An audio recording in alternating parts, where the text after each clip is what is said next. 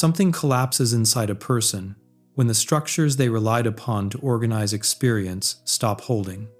Not dramatically, there is no moment of rupture one can point to, but gradually, like a foundation settling into soil that was always softer than it appeared. The frameworks through which life was supposed to make sense reveal themselves as constructions, and the revelation brings neither liberation nor despair, but a peculiar vertigo, a sense of standing in a room whose walls have become translucent. This is not a modern condition, though modernity has given it particular visibility.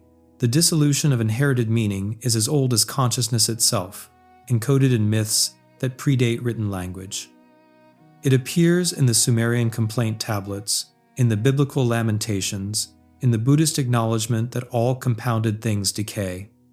What changes across time is not the experience, but the vocabulary available to describe it, and more crucially, the presence or absence of collective frameworks that once absorbed this vertigo into ritual, into story, into the predictable rhythms of a life lived within bounds. The question is not whether meaning exists.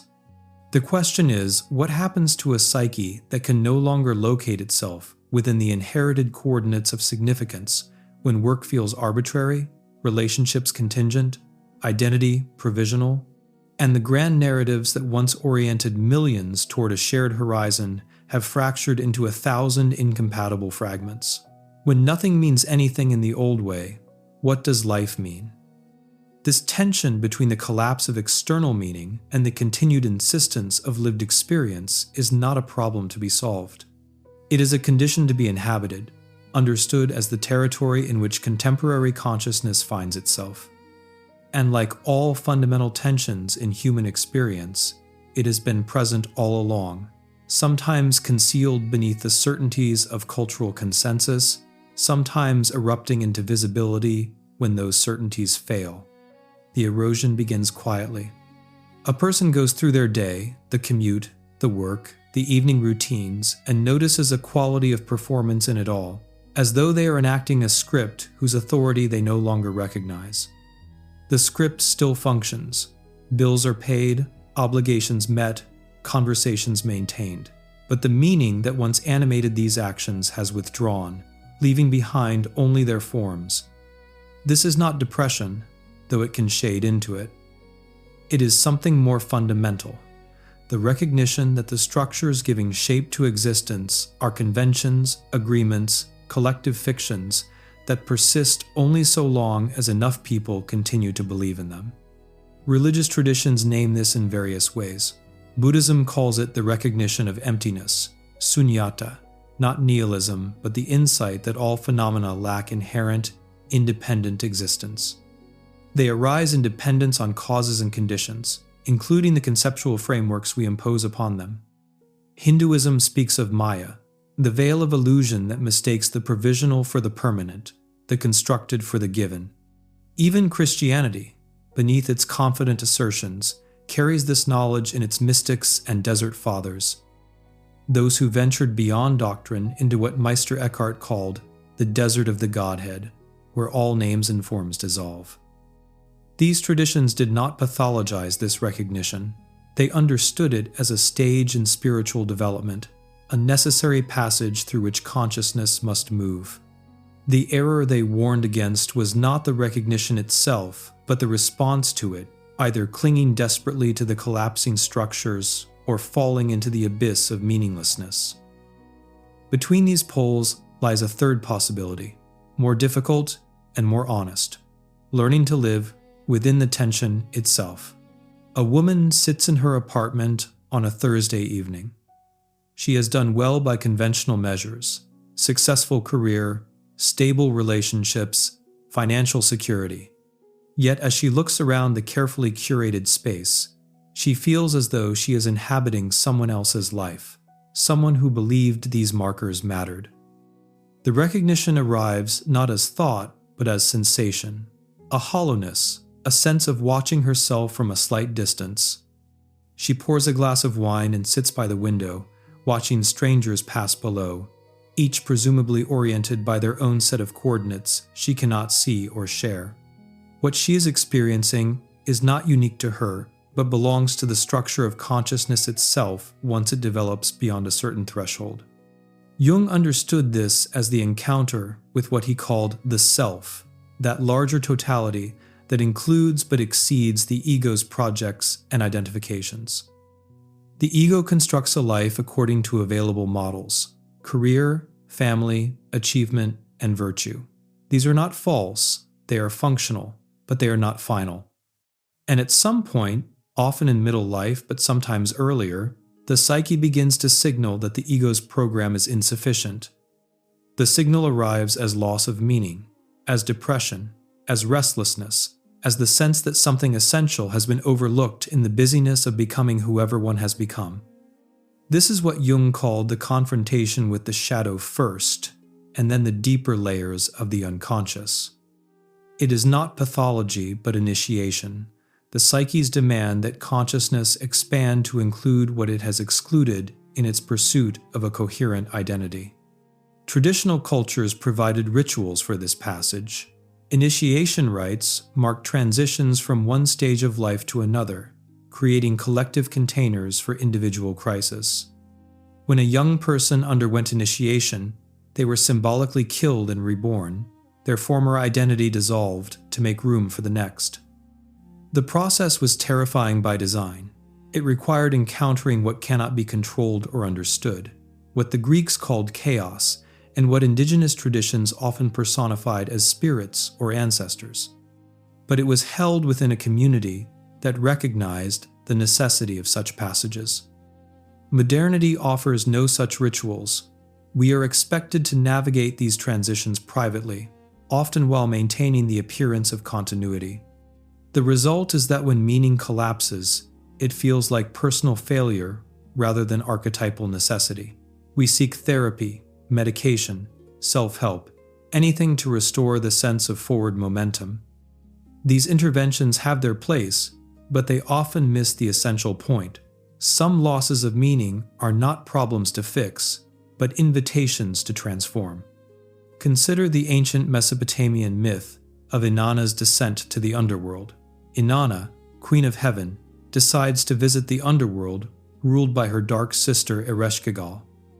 At each of the 7 gates, she must remove one article of clothing, one attribute of her power and identity, until she arrives naked and is killed, her corpse hung on a hook.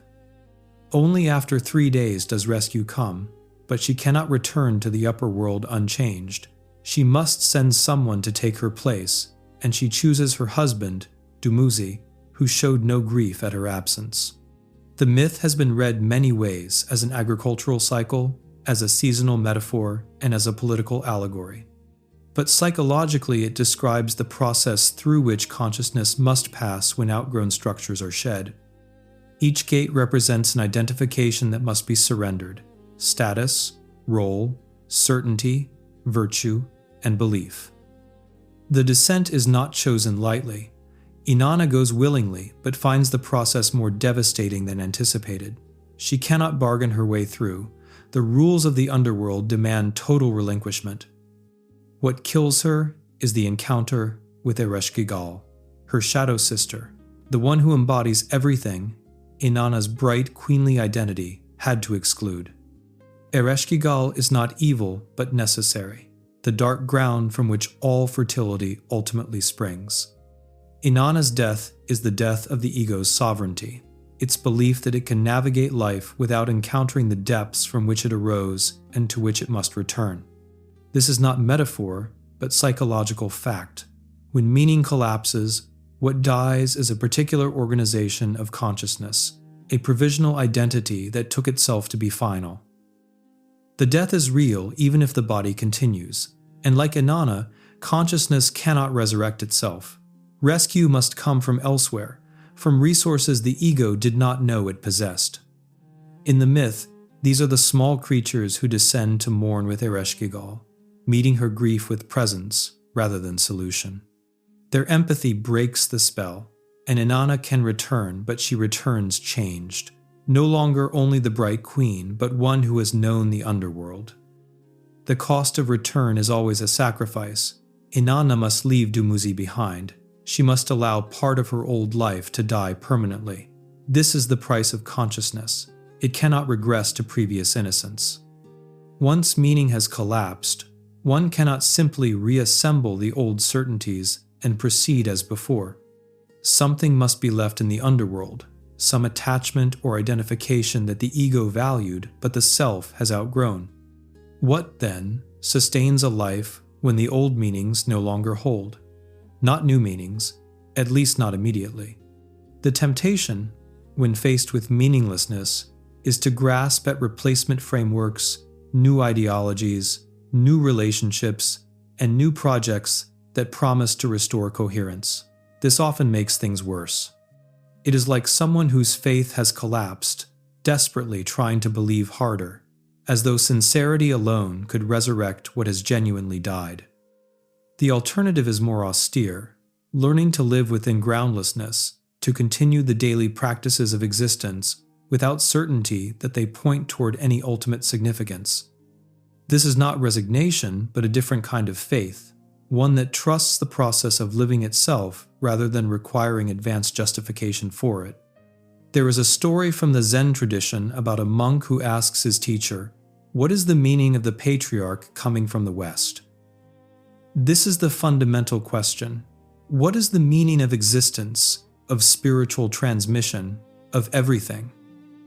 The teacher responds, "The cypress tree in the courtyard." The answer is not a riddle to be decoded, but a pointing toward immediacy. The meaning is not somewhere else, not in doctrine or explanation. It is here, in the particular, in the simple presence of what is. This is not satisfying to the mind seeking grand narratives, but it is perhaps the only honest response when all grand narratives have revealed their constructedness. The cypress tree means nothing beyond itself. And yet it is utterly itself, rooted and growing, needing no justification. To live like this, without metaphysical guarantee, without ultimate purpose, but with full attention to what is actually here, is one response to the collapse of meaning. A man wakes at 3 a.m, unable to return to sleep. He lies in the darkness, wondering what he is doing with his life. Not in the practical sense, his life is functional, even successful. But in some deeper register, he cannot locate the thread that connects his days to anything that matters. He has made the choices that led here and can recall the logic of each decision. Yet looking back from this dark bedroom, it all seems arbitrary, as though he could have chosen differently at 100 junctures and ended up somewhere else entirely, with equal justification and equal emptiness. What troubles him is not that his choices were wrong, but that there seems to be no ground beneath choice itself. Values are preferences shaped by upbringing and culture contingent on history. Peel back far enough, and there is no foundation, only more contingency. He is a biological organism that will cease to exist, pursuing goals that matter only within a framework he did not choose and cannot ultimately defend. The thought does not arrive as abstraction but as vertigo, as though the bed itself might be falling through space. He gets up, makes tea, and sits by the window watching the city lights. The vertigo passes but leaves a residue.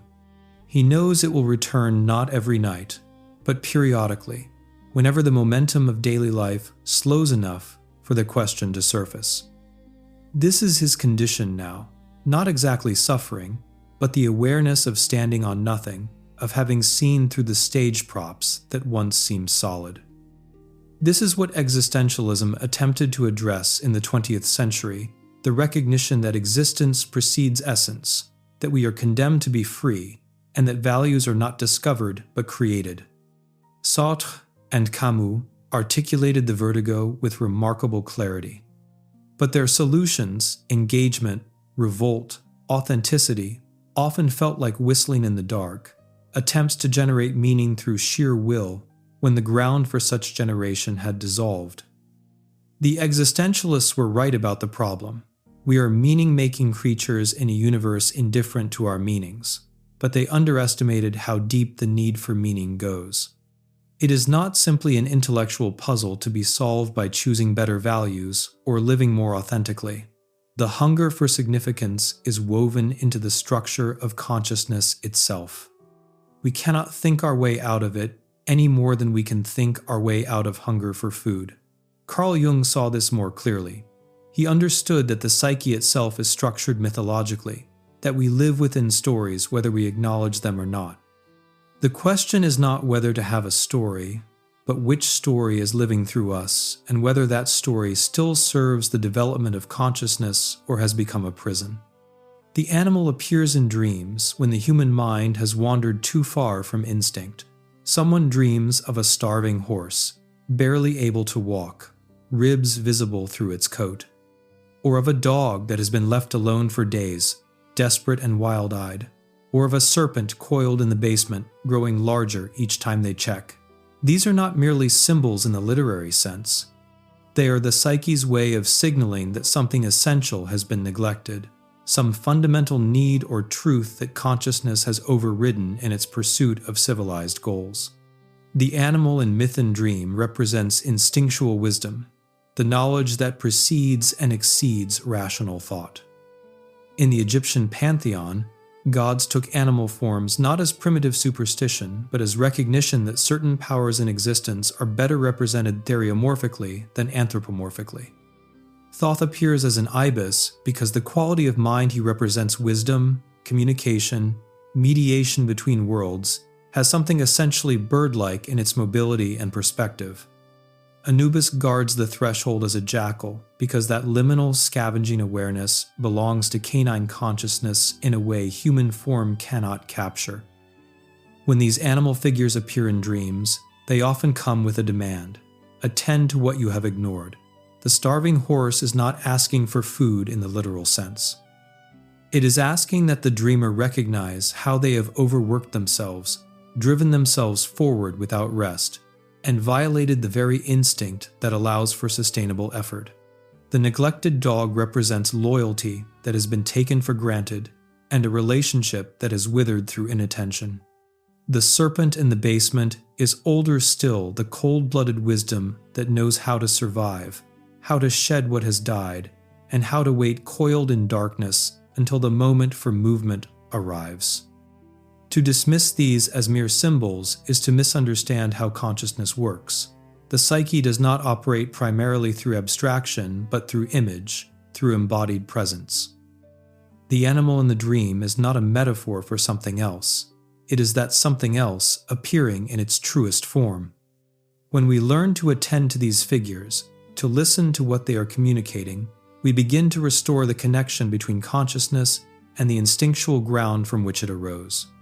This is particularly crucial when meaning has collapsed. The rational mind, confronted with meaninglessness, tends to spiral further into abstraction, seeking philosophical solutions to what is fundamentally an existential wound. But the animal in the dream, the cat that appears when we have lost independence, the lion when we need courage, the serpent when transformation is necessary, these bypass the rational mind entirely and speak directly to the organism. They do not argue for meaning, they embody it. There is a catalog of forms this dissolution takes, recognizable across time and culture. Each represents a variation of the same fundamental tension between consciousness and the ground it emerged from. The first is the loss of religious certainty, the recognition that the cosmologies one inherited are human constructions rather than divine revelations. This is not necessarily atheism. One can lose belief in a particular God without losing the sense of the sacred. But it is the end of a certain kind of innocence, the recognition that the answers provided by tradition are themselves questions in disguise. The second is the collapse of social role, the awareness that the identity one has constructed through work, relationships, and achievement is provisional. This often arrives in middle life, though it can come earlier. The person who defined themselves through career success suddenly finds the success hollow. The parent whose identity was bound to child-rearing watches the children leave and experiences not liberation but vertigo. The self that was oriented entirely toward others' needs or expectations discovers that this orientation has left no ground to stand on. The third is the encounter with mortality and a culture that denies death. Not mortality as an abstract fact everyone knows they will die, but mortality as lived awareness, the recognition that this particular consciousness will cease and the universe will continue without registering its absence.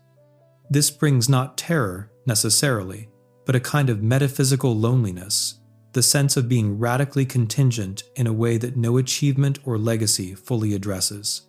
The fourth is aesthetic, the sense that experience itself has become thin, that one is living on the surface of things without contact with their depth. Food is consumed without being tasted, conversations happen without real contact, and even beauty is registered as information rather than experienced as presence. This is not simply distraction or busyness, it is a more fundamental alienation, as though a membrane has formed between consciousness and reality. The fifth is moral, the recognition that the ethical frameworks one relied upon are themselves contestable, that what seemed obviously right or wrong is actually embedded in particular cultural and historical contexts. This is not moral relativism, exactly, but something more unsettling.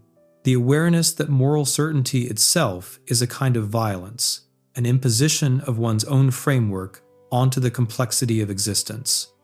Yet we must act, must make choices, and must affirm some values over others. How to do this without certainty? Each of these forms contains the same underlying structure. A framework that gave shape to experience reveals its constructedness, and consciousness is left standing in groundlessness. The temptation is to find a new framework immediately, to rush towards some replacement certainty. But this usually means simply trading one set of constructions for another, slightly more sophisticated perhaps, but fundamentally the same. The harder path is to remain in the groundlessness long enough to discover what lies beneath the need for ground. In a small apartment, someone sits with a notebook, trying to write, not for publication, not for any audience, but simply to trace the movement of their own thought. They write a sentence, cross it out, and write another. What are they trying to say? They don't know. They are trying to find out what they think by writing it, trying to locate some thread of coherence in the confusion of their days. This is not unusual.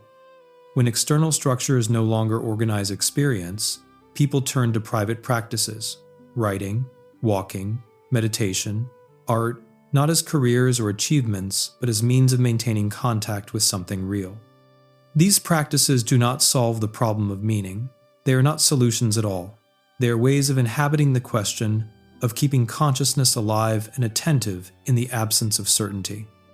The practice itself becomes the meaning, or more accurately, the practice reveals that meaning was never something possessed, but something enacted, something that arises in the doing rather than preceding it. This is what Zen practitioners mean when they speak of chopping wood and carrying water as the entirety of Zen. Not that these activities contain some hidden spiritual significance, but that when performed with full attention, they reveal there is nothing else to find. This is it, the wood, the water, the body moving, consciousness present.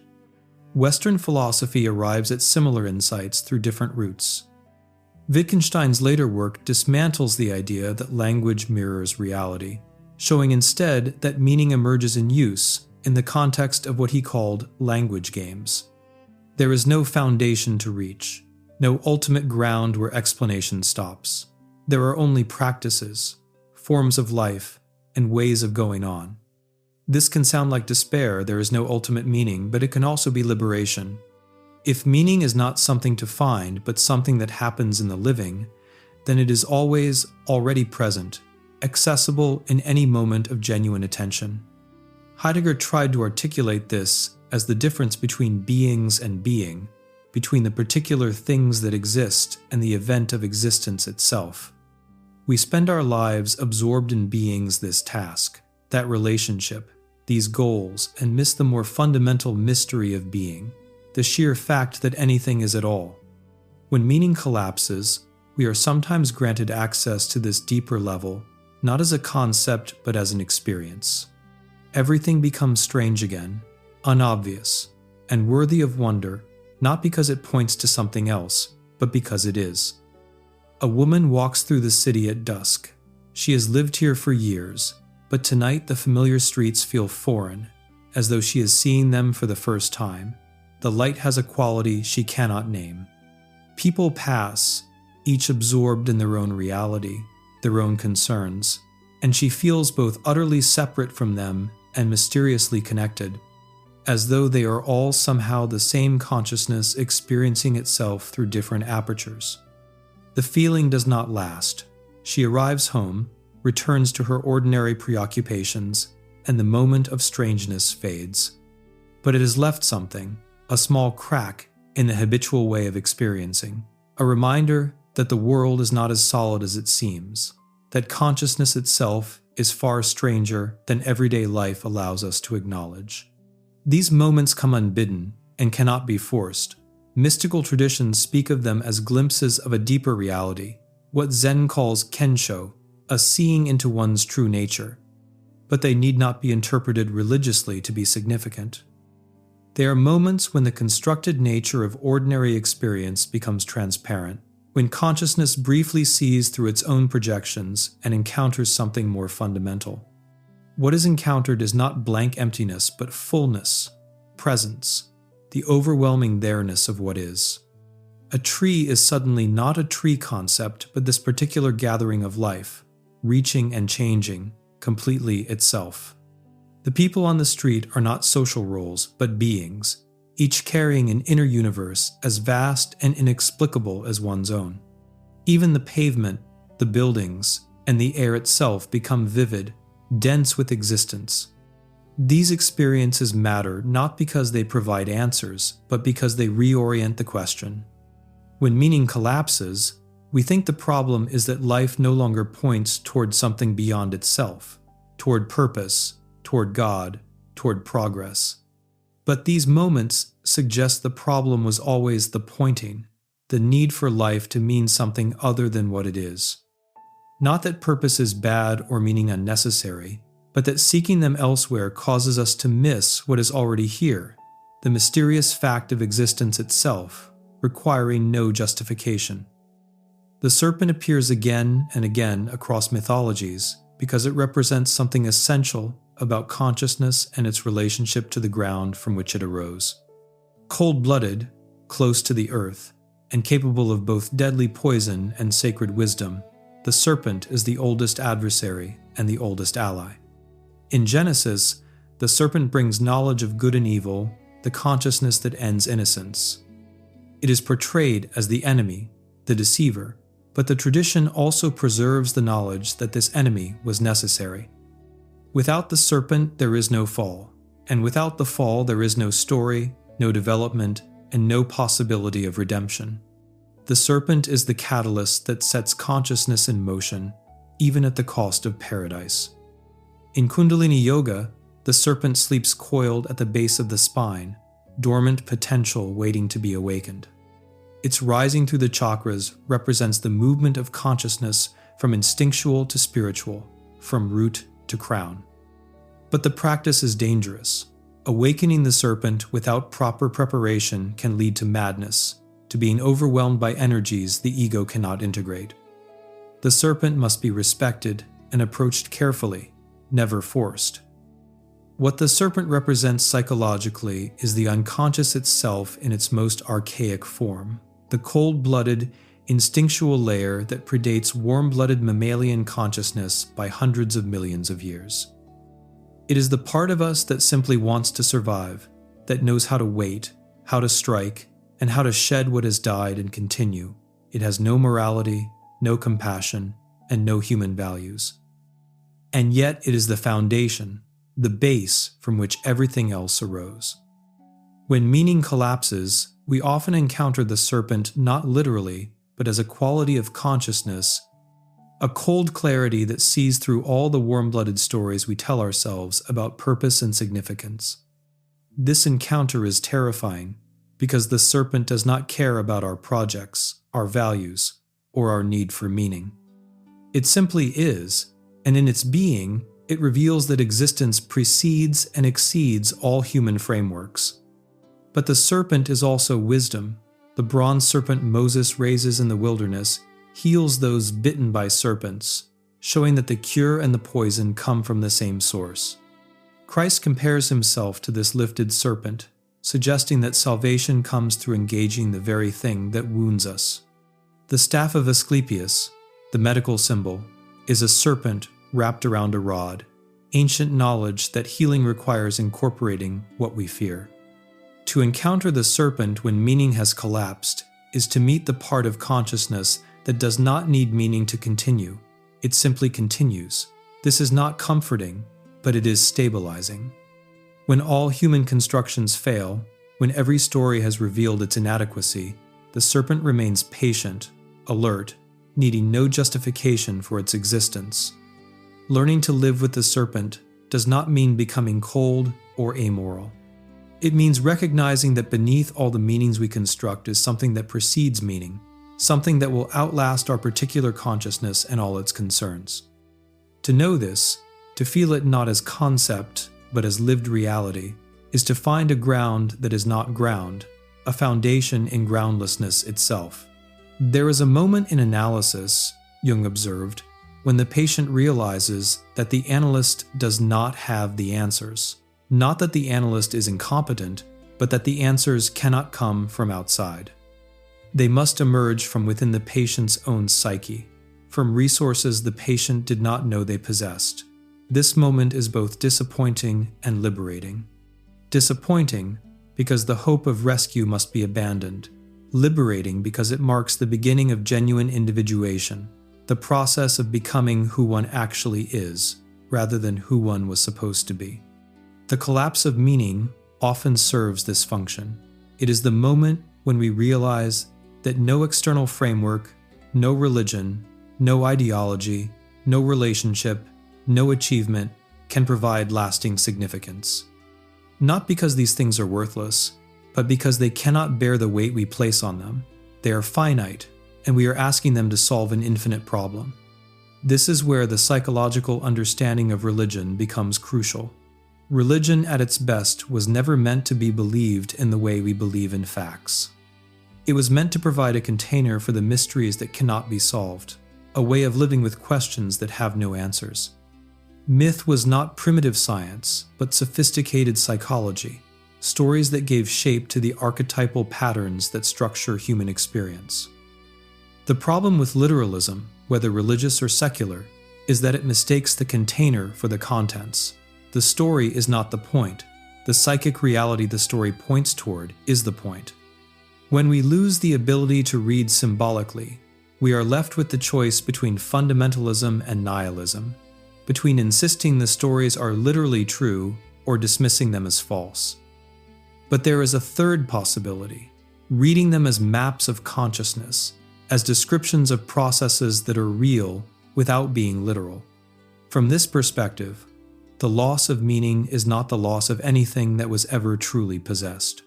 What is lost is the illusion that meaning can be permanently secured, that consciousness can come to rest in some final framework. This illusion was always false, but it was useful, a necessary stage in development. Like training wheels on a bicycle, it allowed forward movement until balance could be found without it. The question is, what happens after the training wheels come off? Some people fall immediately, become unable to continue, and spend the rest of their lives trying to reattach what has been removed. Others discover that they can balance, that the forward momentum itself creates stability. It is frightening, this movement without fixed support, but it is also the only way to actually ride. A man sits in a cafe, watching people come and go. Each person seems entire unto themselves, a complete world of concerns and histories he cannot access. He feels both the radical separateness of individual consciousness and its strange commonality. Everyone here is navigating the same fundamental condition.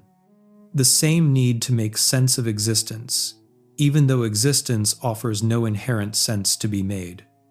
He orders another coffee not because he needs it, but because the ritual is comforting, a small repeated action that creates continuity across time. This is what most of life consists of, he thinks. These small repeated actions, none of them particularly meaningful in themselves, but together constituting a life, a pattern, a way of going on. Is that enough? The question arises, but he lets it go. Enough for what? Against what standard is life being measured? These questions assume a metaphysical framework he no longer has. Without that framework, the question of whether life is enough becomes incoherent. It is simply what it is. There is a relief in this, a kind of lightness. If life does not need to be justified, if existence does not need to earn its right to continue, then the pressure to make it mean something specific can be released. Not that meaning disappears, quite the opposite. But meaning becomes something that arises naturally in the living, rather than something that must be imposed from outside or desperately sought within. This is close to what the Taoists meant by Wu Wei, effortless action, doing without forcing. When we stop trying to make life mean something and simply allow it to unfold according to its own nature, meaning appears of its own accord. Not grand meaning necessarily, not cosmic significance, but the small significances that actually sustain us. The taste of coffee, the pattern of afternoon light, the brief recognition that passes between strangers, and the satisfaction of work done well even if no one notices. These things do not need metaphysical justification. They are their own justification. And perhaps this is what consciousness discovers when all the grand narratives fail, that the universe was never asking us to justify our existence. We were asking it, and it was simply continuing, indifferent to our question, complete without our understanding. In fairy tales, the hero often reaches a point where they are given an impossible task: separate the seeds, tame the wild beast, and answer the unanswerable riddle. The task cannot be accomplished through human effort alone. But if the hero has been kind to the animals, if they have paid attention to what seemed insignificant, help arrives from unexpected quarters. The ants separate the seeds, the birds accomplish what human hands could not. This is not merely wishful thinking, but psychological truth. When the ego's resources are exhausted, when consciousness has tried everything it knows and still cannot solve the problem, resources from the unconscious sometimes emerge. Not always, there is no guarantee, but often enough that the pattern appears across cultures and throughout time. These resources take different forms. Sometimes they are creative solutions that seem to arrive fully formed as though given from elsewhere. Sometimes they are shifts in perception that make a previously insoluble problem irrelevant. Sometimes they are simply the strength to continue when continuation seemed impossible, a resilience that was not there before and cannot be traced to any conscious choice. Jung called this the transcendent function, the psyche's ability to generate new possibilities when consciousness is stuck between irreconcilable opposites. It is not magic, but a natural capacity of consciousness itself, though it feels magical when it happens. The key is not to force it, but to create conditions that allow it to emerge patience, attention, and a certain kind of active passivity that both engages the problem and relinquishes the demand to solve it. This is relevant to the collapse of meaning, because that collapse is precisely the kind of impasse where the transcendent function becomes necessary. Consciousness cannot think its way out of meaninglessness. Any meaning generated by pure thought will be recognized as constructed and therefore inadequate. But if consciousness can hold the tension, neither fleeing into distraction nor collapsing into despair, something else becomes possible. What emerges is not a new grand narrative, but a different relationship to narrative itself. The person begins to understand themselves as living within a story that is not exactly their own, participating in patterns larger than individual consciousness. The story does not have to be believed literally to be effective. It simply has to be lived, enacted, allowed to unfold according to its own logic. This is the movement from ego to self, from the small consciousness that takes itself to be sovereign to the larger consciousness that includes the ego but is not limited by it. The self does not provide answers to the ego's questions. It renders those questions less urgent by revealing a deeper level of process that continues beneath and beyond the ego's concerns. The old alchemists understood that transformation requires death. Not physical death necessarily, but the death of what one has been, the dissolution of the form consciousness has taken. They depicted this in vivid images: the black sun, the rotting corpse, and the nigredo, or blackening, that must precede any genuine change. Modern psychology has largely sanitized this knowledge, speaking of growth and development as though consciousness can expand without anything being lost. But everyone who has undergone real transformation knows this is false. Something must die for something new to be born, and the dying is not metaphorical. It is felt as loss, as grief, as the actual end of a way of being that cannot be recovered.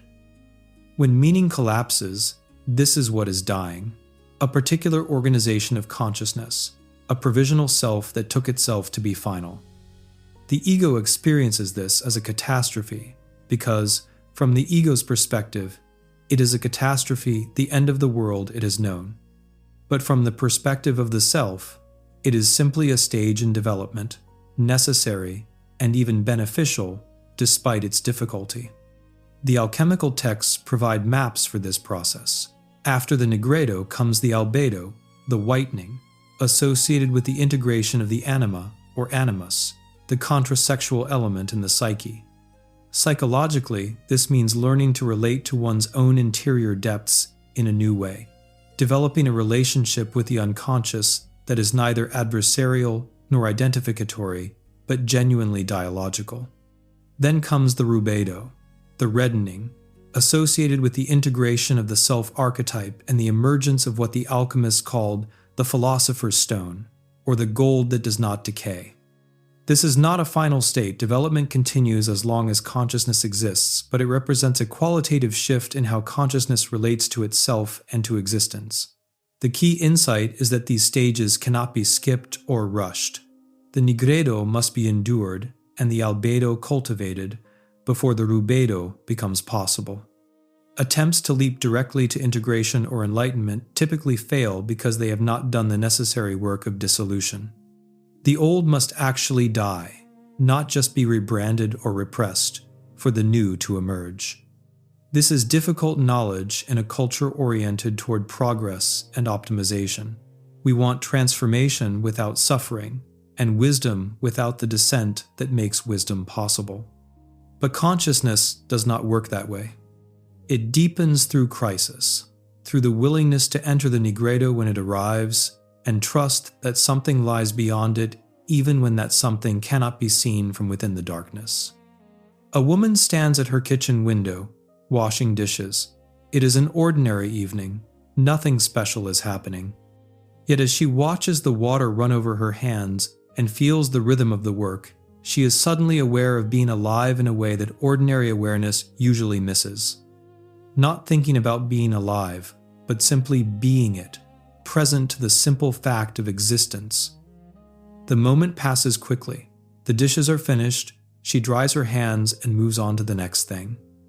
But something has shifted, some small recalibration of attention that will make other such moments more likely. This is how consciousness changes, not through grand transformations, but through these small openings, these brief recognitions of presence that accumulate over time. There is no technique for producing such moments. They arrive on their own schedule, often when we are not seeking them. But they seem to come more frequently to those who have learned to live without the certainty of meaning, who have made peace with groundlessness, and who have discovered that peace is not what they thought it would be. Not peaceful in the sense of tranquil or resolved, but peaceful in the sense of accepting, of no longer being at war with the fundamental condition of existence. This acceptance is not resignation. It is something more active, more engaged. It is the willingness to continue living fully even without guarantees, to invest in projects and relationships even knowing their ultimate contingency, and to find joy and meaning in the provisional without demanding they be permanent.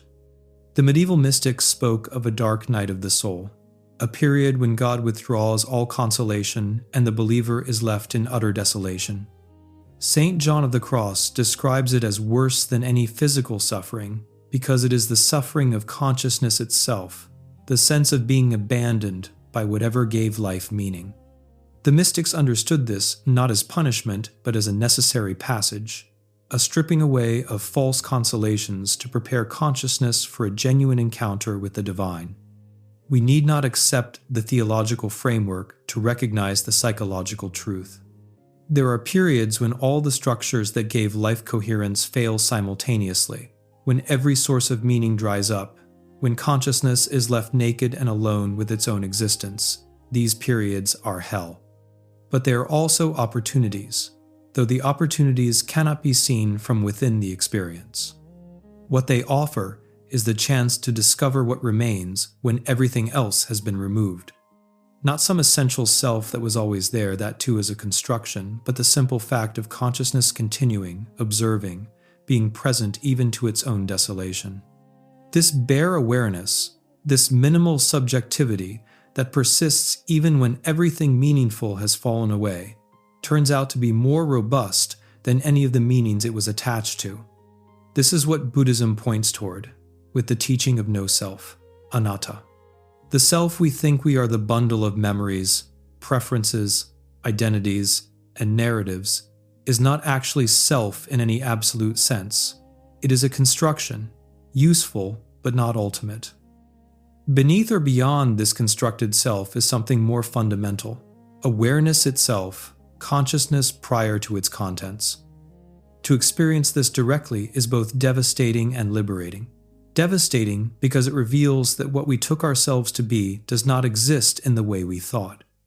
Liberating because it reveals that our existence does not depend on maintaining that construction. We can continue even when the story of who we are falls apart.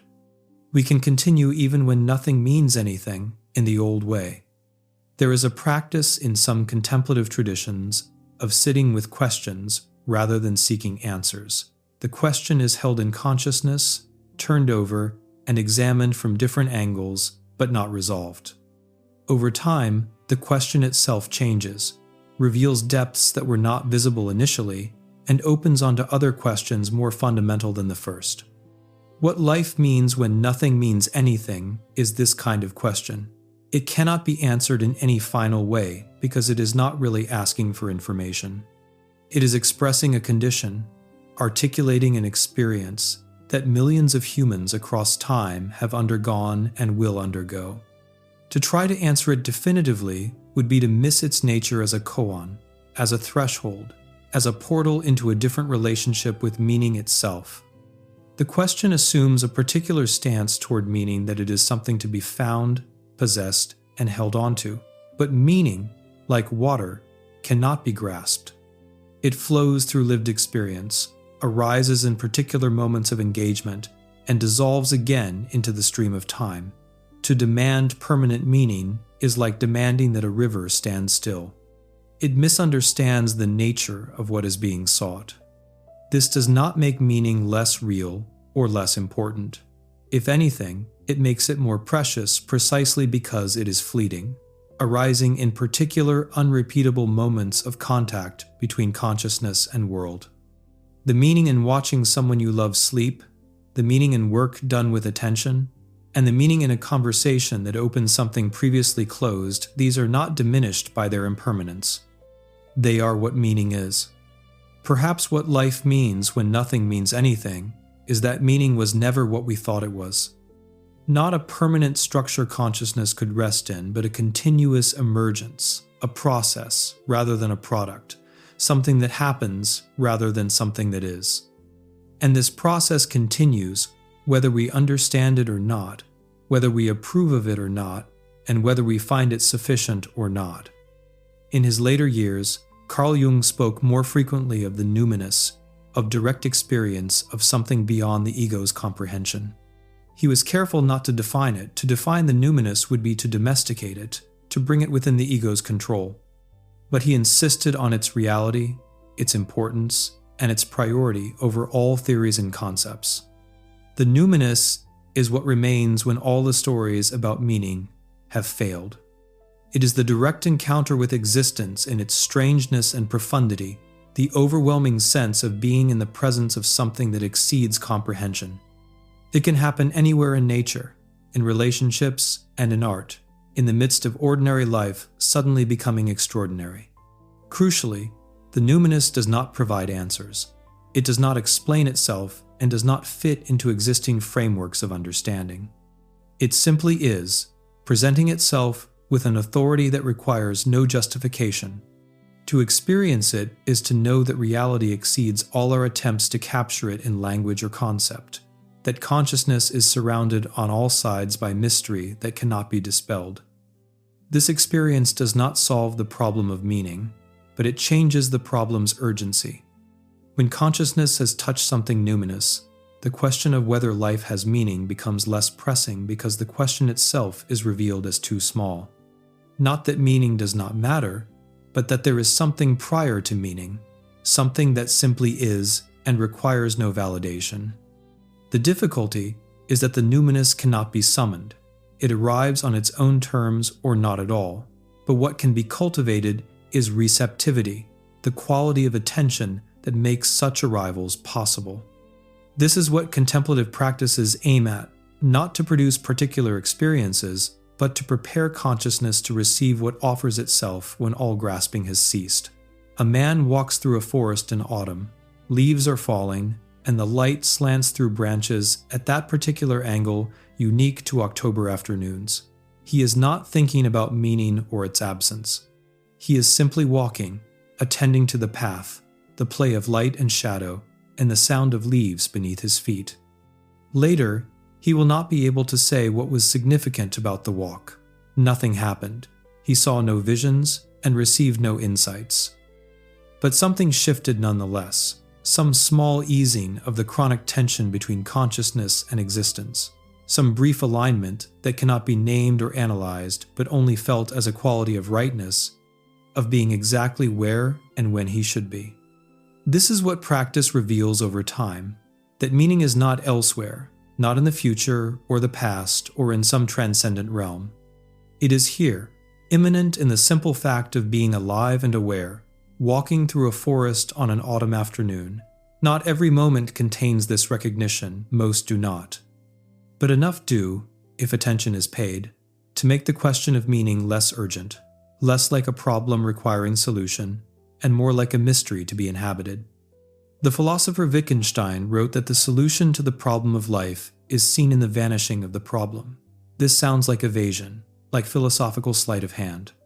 But it points towards something genuine, that some problems cannot be solved but only outgrown, not by transcending them, but by changing one's relationship to them so thoroughly that they cease to be problems. The question of what life means when nothing means anything is this kind of problem. It cannot be answered because it is asking the wrong question.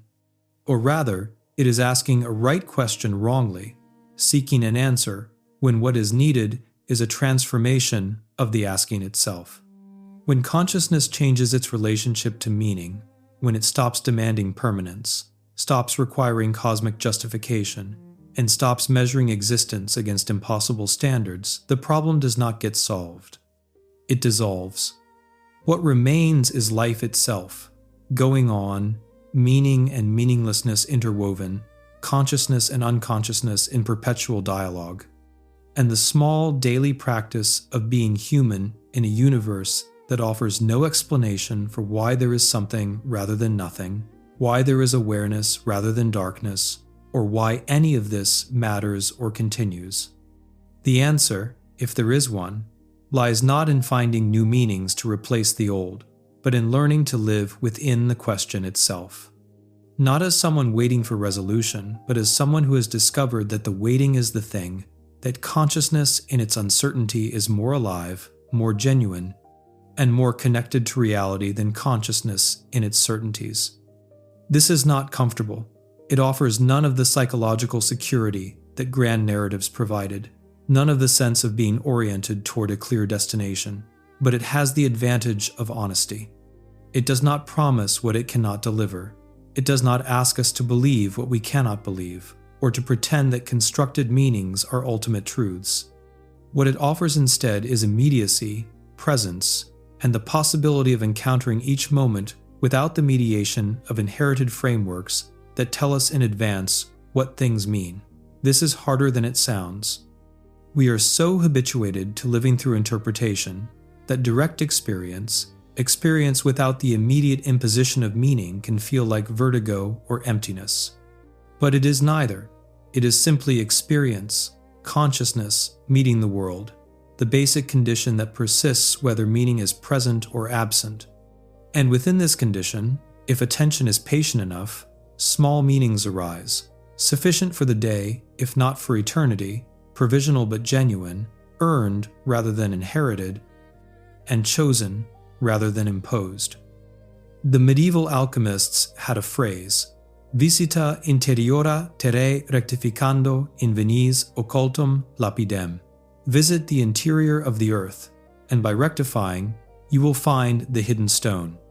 The interior of the earth is consciousness itself, the depths that lie beneath the surface of ordinary awareness.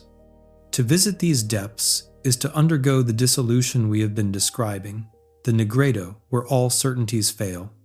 But by rectifying, by enduring the process, by remaining attentive, by trusting that there is a hidden stone even when nothing can be seen, something emerges that was not there before. Not a new meaning exactly, but a new capacity to live without the old meanings, to generate significance through engagement rather than seeking it as a pre-existing treasure to be found.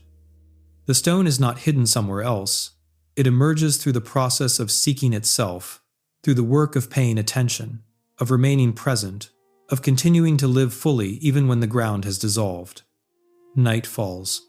Someone sits alone in a room, aware of their own breathing, the sound of traffic outside, and the simple fact of being conscious in this moment that will never come again.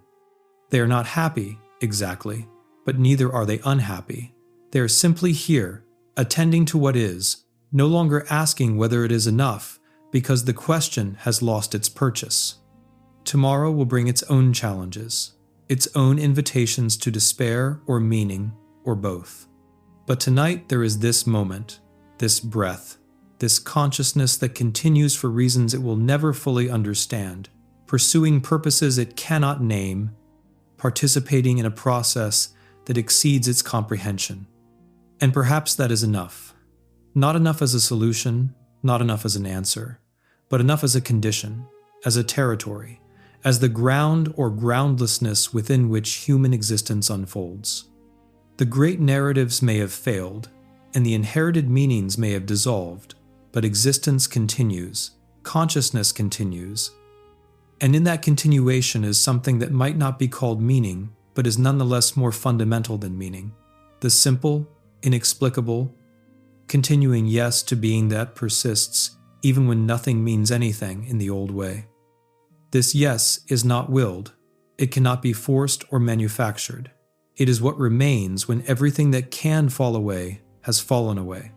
It is the bedrock that is not rock, the ground that is not ground, the answer that is not an answer, but simply the continuing movement of life through life, consciousness through consciousness, and mystery through mystery, arriving again and again at the same place and always for the first time.